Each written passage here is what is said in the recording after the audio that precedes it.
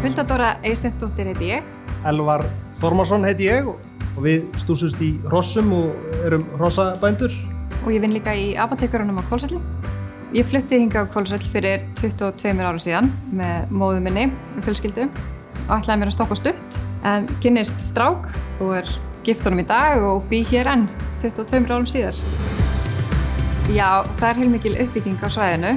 Það verið að undirbúa að stækka íþróttamannvirki og eins verið að stækka og gera nýjan leikskóla, knattspyrnuvelli og ýmsu öðru. Þannig að það heilmikið í gangi. Það náttúrulega öflugt íþróttastarf hjá okkur. Hestamannafélagi Geysir og æskulýðsstarfið þar, KFR. Já, knattspyrnufélag Rangæinga. Við getum státað af að við höfum 4 landsliðskonur í knattspyrnu.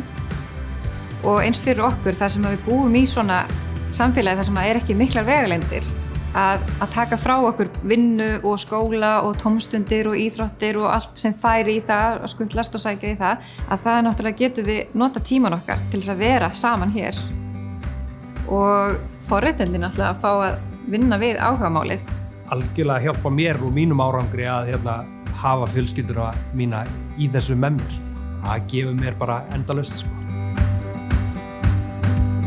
Og ég hvet hestamenn, það töluvert á lóðum sem þetta að byggja sér hesthúsa og hér sameiginleg reiðhöll og ég alveg viss að eftir því sem fleiri koma þá verður meira gert fyrir okkur.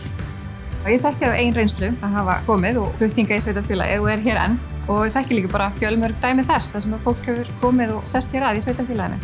Og ég skildi alveg að þessi koma í náttúru og ró og næði og samt í svo persónlegt umhverfi. Það sem allir þekki alla og bara náunga kærleikur í rauninni. Geggjað, þetta geggjað, sko. Ég held að fólk ætti bara að koma.